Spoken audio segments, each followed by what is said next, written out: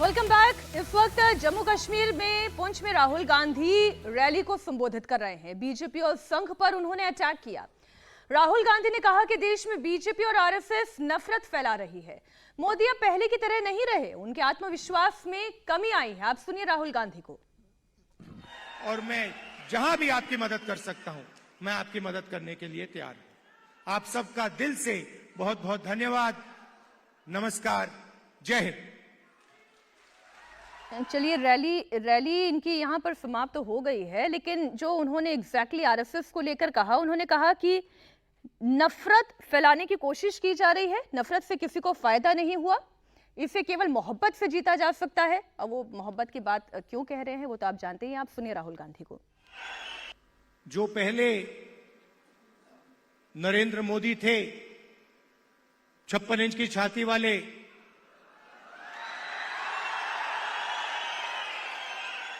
आपको उनका चेहरा दूर से दिखाई देता है। मैं तो पार्लियामेंट में उनके बिल्कुल सामने खड़ा रहता हूं, तो साफ दिखता है कि वो जो पहले नरेंद्र मोदी थे, वो आज नरेंद्र मोदी नहीं बचा है। और आज जो भी विपक्ष करवाना चाहता है, हम करवा देते हैं। वो कानून लाते हैं, हम उनके सामने खड़े हो जाते हैं। वो कानून पास नहीं करते हैं, नया कानून लाते हैं। तो जो कॉन्फिडेंस इनकी थी पहले, वो अब खत्म हो गई है। नरेंद्र मोदी जी को की जो साइकोलॉजी है, उसको हमने तोड़ दिया है।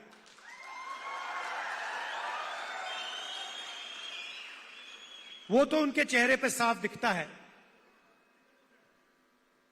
कि जो पहले नरेंद्र मोदी थे, वो नहीं रहे।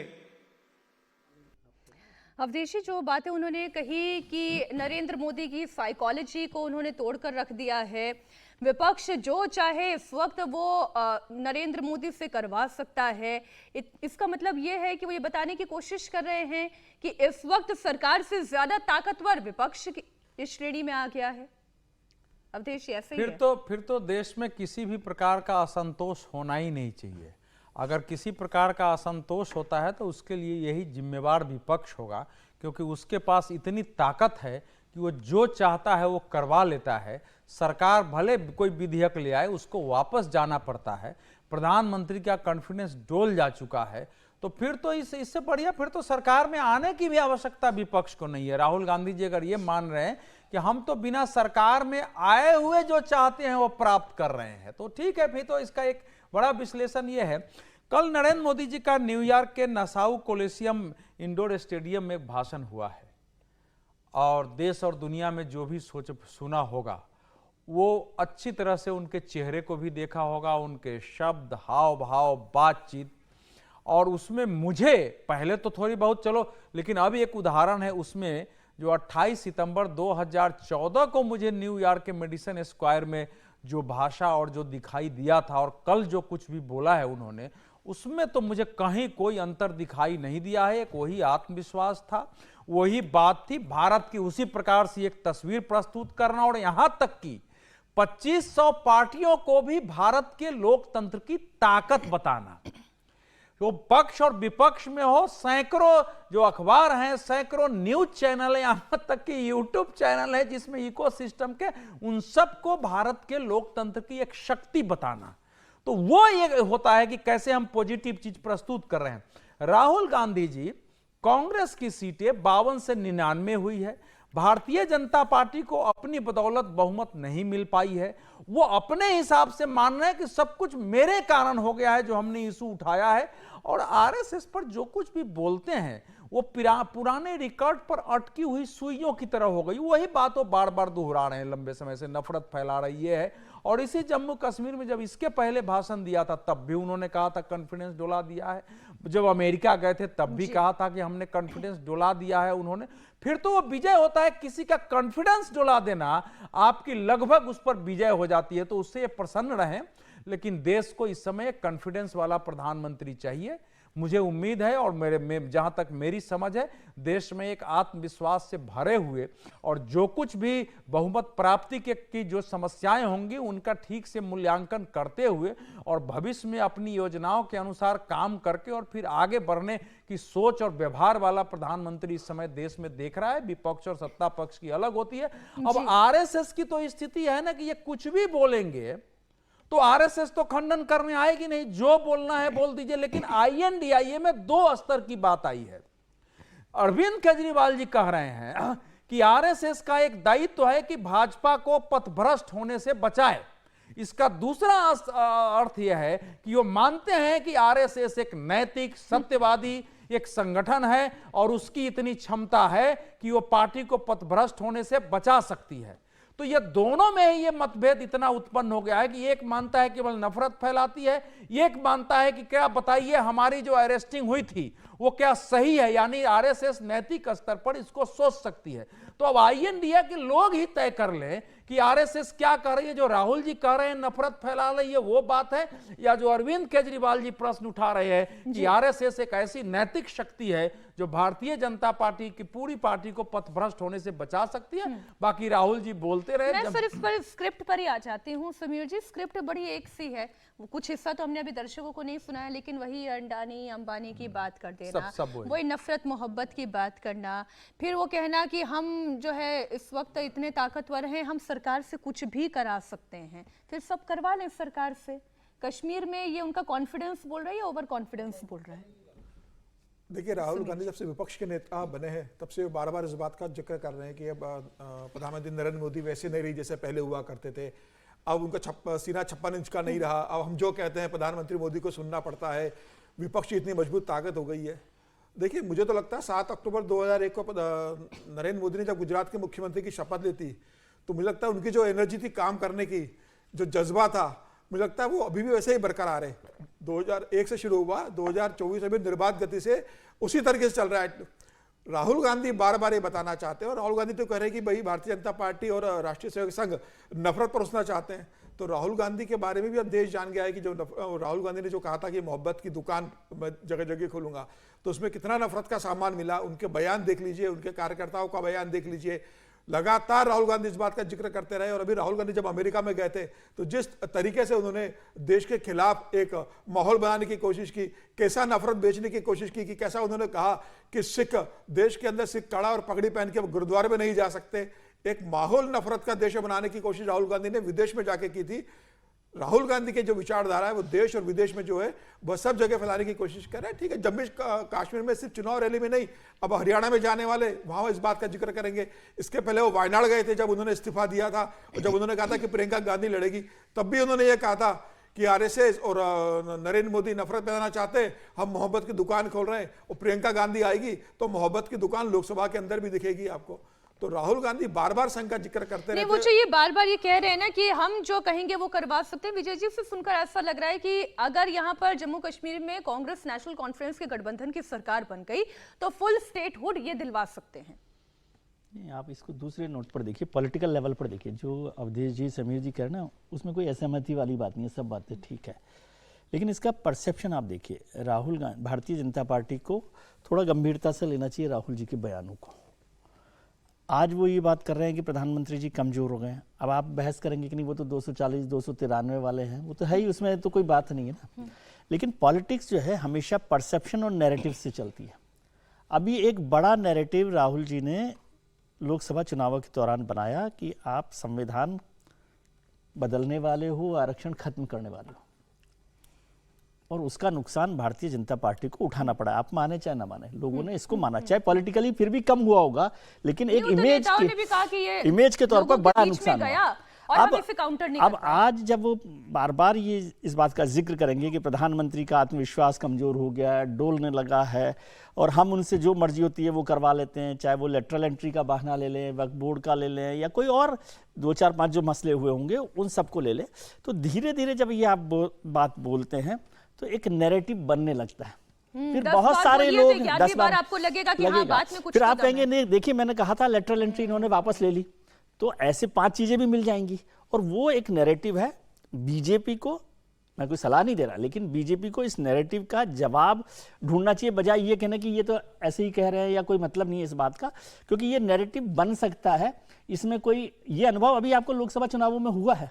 आप ये कहते रहे कि वो झूठ बोल रहे, आपके झूठ बोलने से लोगों ने मान लिया कर देंगे, संविधान बदल देंगे, ये बाद में साबित हुआ कि झूठ बोला है ना, लेकिन ये परसेप्शन तो बन गया ना, तो वो नैरेटिव आज ये बन सकता है। लेकिन मैं एक और बात जोड़ना चाहता हूँ कि राहुल जी को अब थोड़ा सा करेक्शन कर लेना चाहिए। ये बिल्कुल ठीक बात होगी उनकी कि भाई आत्मविश्वास डोल गया है, कमजोर है। वो तो कल उनको वहां भी देखना चाहिए था जब जो बाइडेन ने प्रधानमंत्री पर हाथ रखा था कंधे पर, जब किसी ने पूछा था कि क्वाड का क्या होगा, ध्यान है आपको, तो वो अलग इशू है। लेकिन अब उनको कम से कम ये तो कहना चाहिए कि भाई अब प्रधानमंत्री तानाशाह नहीं रहे। अब या तो तानाशाह रहेंगे प्रधानमंत्री या आत्मविश्वास कमजोर होगा। क्यों हर्ष? या दबाव में आ जाएंगे, दबाव में आ जाएंगे। दोनों तानाशाह तो किसी के दबाव में कहाँ आता है। लेकिन देखिए ये कुछ हद तक मैं विजय जी की बात से सहमत हूँ कि भारतीय जनता पार्टी को नैरेटिव की लड़ाई है। राहुल गांधी हर दूसरे दिन ये बात कहते हैं। राहुल गांधी शायद उनको किसी ने समझाया है कि यही कहना है। दरअसल पहले राहुल गांधी की पूरी कोशिश थी कि नरेंद्र मोदी को किसी तरह से कोई भ्रष्टाचार का आरोप, कुछ गलत काम का आरोप, तो आप देखिए 2018 से चिपकाने की कोशिश की, आज तक सफल नहीं हुए।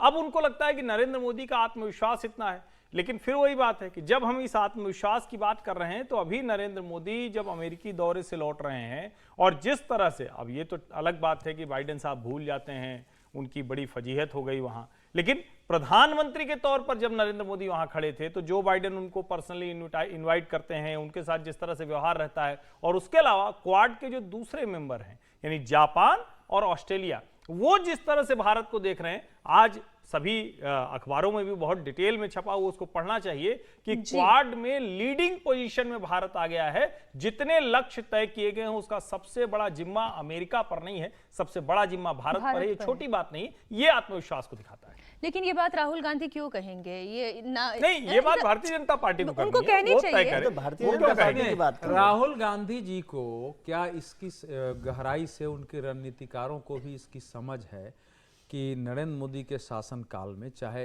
इंडियन ओशियन का मामला हो, हिंद महासागर का, चाहे ये जो क्वाड है जो स्पेशली इंडो पैसिफिक को लेकर के, उसमें कितना स्ट्रक्चरल चेंज आया है, संरचनात्मक परिवर्तन आया है, और भारत किस ढंग से उस क्षेत्र के मुख्य भूमिका में है, तो उतना वो सोच भी नहीं सकते हैं। दूसरा यह है कि वो तो पूरा जो इस बार का घोषणा पत्र है उसमें भारत ही भारत है। नहीं सर, मैं इसलिए इस विषय को थोड़ा अब आगे अगले सेगमेंट के लिए रखना चाह रही हूं। इसीलिए राहुल जी, मेरा कहना है कि राहुल जी को अभी फॉरेन पॉलिसी को लेके, डिफेंस को लेके, भारत की इकोनॉमी को लेके, वो जो पुराने समय का भाषण है उसी पर ये राहुल गांधी जब अमेरिका गए तो क्या हुआ, प्रधानमंत्री नरेंद्र मोदी जब अमेरिका गए तो क्या हुआ, वहां पर उन्होंने क्या बोला, और उसका एक्सेप्शन और उसका रिएक्शन किस तरीके को लेकर था, ये हम बात करेंगे। लेकिन उससे पहले एक बार महाराष्ट्र की मैं बात करना चाह रही हूं, वहां की खबर जहां विधानसभा चुनाव से पहले तनाव बढ़ता जा रहा है। भड़काऊ बयानबाजी को लेकर सियासत तेज हो गई है। आज असदुद्दीन ओवैसी की पार्टी AIMIM के पूर्व सांसद इम्तियाज जलील ने संभाजी नगर से मुंबई तक कूच किया। इम्तियाज के साथ सैकड़ों की संख्या में मुस्लिम समाज के लोग मुंबई की तरफ पहुंच रहे हैं। इम्तियाज का ये मुंबई कूच रामगिरी महाराज और बीजेपी विधायक नितेश राणे के विवादित बयानबाजी के खिलाफ है। इम्तियाज जलील ने क्या कहा, इंडिया टीवी से उन्होंने बात की, आइए वो आपको सुनाते हैं। क्या ये देश, क्या ये राज्य गुंडागर्दी के हिसाब से चलेगा कि कोई कुछ भी कहेगा और हमने खामोश बैठ के सुनते रहना चाहिए, पुलिस ने खामोश बैठ के सुनते रहना चाहिए? अपनी राजनीतिक घटिया से कुर्सी हासिल करने के लिए आप दंगे भड़काना चाहते हैं, आप माहौल खराब करना चाहते हैं, आप हर एक को छोड़ दिए हैं स्टेज के ऊपर कि जाओ गाली दो जिसको देना है, हम तुम्हें हाथ नहीं लगने देंगे, बल्कि तुम्हारी सुरक्षा और बढ़ाएंगे हम। ये इम्तियाज जलील को तो आपने सुन लिया, और समीर जी केवल इम्तियाज जलील रैली नहीं कर रहे हैं, इसके विरोध में आप देखिए कि टी राजा भी अब एक रैली करने जा रहे हैं। देखिए तमाम तरीके की कोशिशें हैं।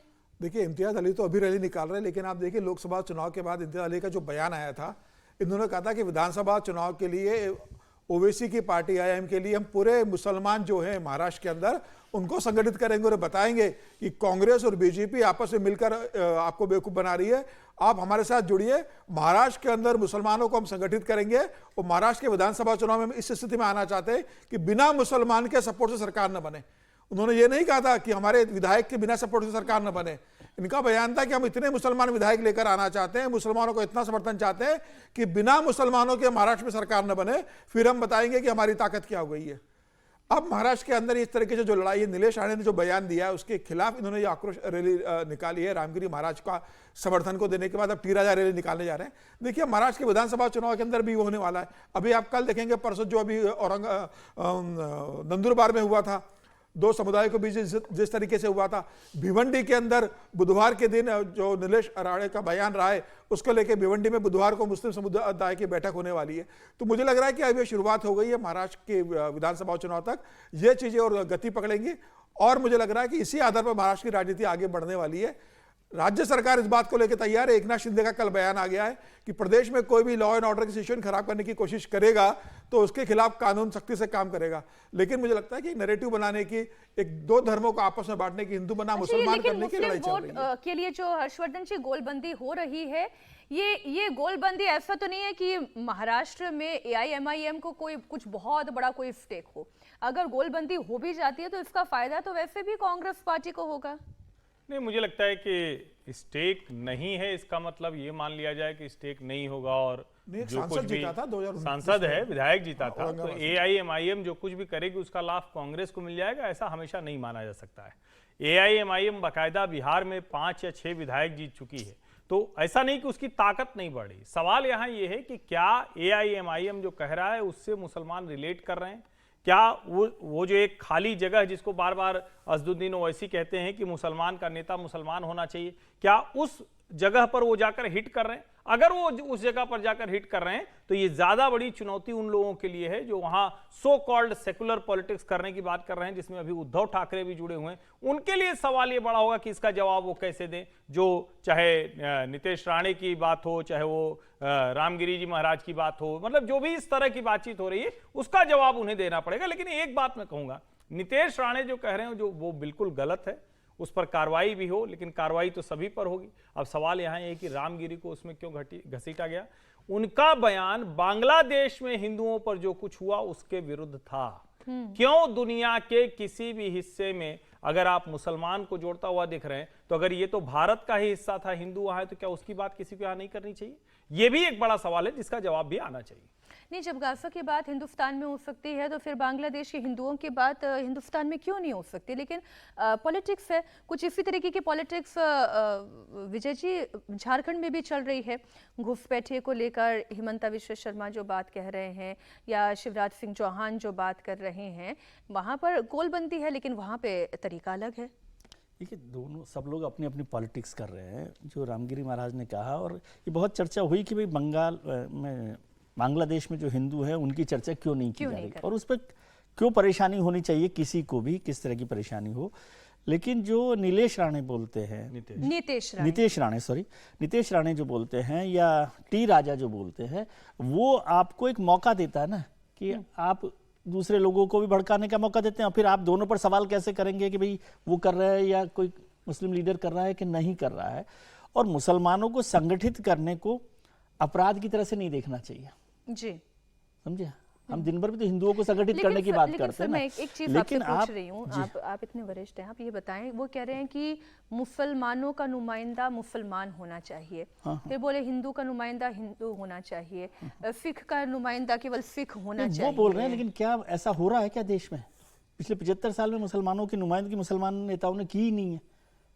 99% हिंदू नेता रहे हैं, तो क्या मुसलमान समाज इसको कर रहा है क्या? लेकिन वो अगर बात भी कर रहा है तो उससे क्या फर्क पड़ रहा है? उससे फर्क नहीं पड़ रहा। लेकिन आप किस तरह के भड़काऊ भाषण दे रहे हैं? अगर ओवैसी या असदुद्दीन ओवैसी या नीतीश राणे जो बोलते हैं उन पर रोक लगाने की ज्यादा जरूरत है, उससे बचने की कोशिश करनी चाहिए। उसमें क्या होता है कि फिर रामगिरी महाराज भी जो बोलते हैं ना, वो भी उसी लपेटे में आ जाता है कि सब लोग एक ही तरह से बात कर रहे हैं। उस पर थोड़ा सा ध्यान देने की जरूरत है। लेकिन अब जब विधानसभा चुनाव हो रहे हैं तो मुझे लगता नहीं है कि कोई बहुत सुधार होने की संभावना अभी लग रही है। ओवैसी जो संदेश देना चाह रहे हैं महाराष्ट्र में मुसलमानों को, वो ये बताना चाहते हैं कि आप वोट कांग्रेस को दोगे या शरद पवार को दोगे, ये दोनों पार्टियां उद्धव ठाकरे के साथ है गठबंधन में, और उद्धव ठाकरे कट्टर हिंदुत्व की राजनीति करते हैं। तो अगर आप कांग्रेस को अगर वोट देंगे और उद्धव ठाकरे के साथ गठबंधन में है तो आपका भला नहीं होने वाला है। अगर महाराष्ट्र के अंदर आप अपना भला चाहते हो तो आपको ओवैसी को वोट देना पड़ेगा, जो सिर्फ मुसलमानों की राजनीति करते हैं। उद्धव ठाकरे के कारण कांग्रेस आपका भला नहीं करेगी, आपका वोट तो ले लेगी। और अभी तो परसों ही तो ओवैसी के एक नेता का बयान आया समाजवादी पार्टी के कि उद्धव ठाकरे की जो मशाल है ये आपके तेल से तो अपनी मशाल जला लेंगे, बाद में इसी मशाल से मुसलमानों को जलाएंगे। तो सोच समझ के आप अपना वोट कीजिएगा। तो रामगिरी महाराज का भी रिएक्शन आ गया है, वो भी जरा दर्शकों को सुना देते हैं। ये आपके विधान के खिलाफ मुस्लिम लोग बड़ी संख्या में रास्ते पे उतरे हैं और एक मुंबई में बड़ा मोर्चा जा रहा है, किस तरह देखते हैं आप इस सभी वाकये? ऐसा मोर्चा करना उचित नहीं है, रास्ते पे उतरना भी उचित नहीं है। दूसरी बात, बहुत जगह पर लोगों ने पत्थरबाजी की, कुछ जगह में कुछ जलाया भी, तो ये अच्छी बात नहीं है। विचार जो होते हैं, हर व्यक्ति के विचार अलग अलग होते हैं। यदि हमारे विचार से आप सहमत नहीं हैं तो आप उस विचार का खंडन भी कर सकते हैं, और विचार का खंडन विचारों से होता है। इम्तियाज जलील के नेतृत्व में ये चल रहा है, तो फिर ये सियासत लग रही है आपको, ये सब चल रहा है? ये तो सियासत ही है, क्योंकि राजकीय लोग जो होते हैं तो वो राजनीति के कारण उनको अपनी रोटी सेकनी होती है। और मैंने जो कहा है वो सच कहा है, विचारों का खंडन विचारों से होना चाहिए। तो इनके बारे में जो छवि बनी है और इनका बयान सुनिए, कितना संतुलित बयान है कि सबकी असहमति होती है, विचार से खंडन करिए। आग लगाना ये भी इन्होंने कहाँ कहा कि मैं जो बोलता हूँ वही सच है। ये तो कह रहे हैं कि मेरे विचार से असहमति होती है। ये तो शुद्ध लोकतांत्रिक शास्त्रीय व्यवहार है इनका। इसीलिए एक हमारे देश में ना वही जो इकोसिस्टम की मैं उसने छवि बना देती है किसी व्यक्ति के बारे में। इस समय जो वो बोल रहे हैं, या उन्होंने बांग्लादेश के हिंदुओं के बारे में, उस समय तो पूरी दुनिया में प्रदर्शन हुआ ना, पहली बार हुआ, मैंने ये फर्स्ट टाइम इतिहास में है जबकि एक देश के हिंदुओं पर हिंसक हमले, उनको जबरन मजहब परिवर्तन करने, देश छोड़ने के लिए किए जा रहे उत्पीड़न के विरुद्ध संपूर्ण दुनिया में, अमेरिका, कनाडा, यूरोप, सब जगह लोग सड़कों पर उतरे, सबने उसके बयान दिया। यूनाइटेड नेशन के सामने प्रदर्शन हुए, ये पहली बार हुआ, उसमें इनका बयान आ गया था। उसको यहाँ के लोगों ने जोड़ के, ये जो कई बार विजय जी और बाकी लोग इसको छोटा समझने की कोशिश करते हैं, जब म्यांमार में घटना हुई थी और मुंबई में वो जो क्या है, कौन मैदान थी मुंबई में जो स्वतंत्रता दिवस से जुड़ा हुआ क्रांति मैदान के जो उसमें मसाल था, उसको तोड़ने और जूते से मार मार के ध्वस्त करने की कोशिश की गई। और मुंबई से लेकर लखनऊ में कहां कहां पूरे देश में जो है हिंसा और दंगे करने की कोशिश हुई है।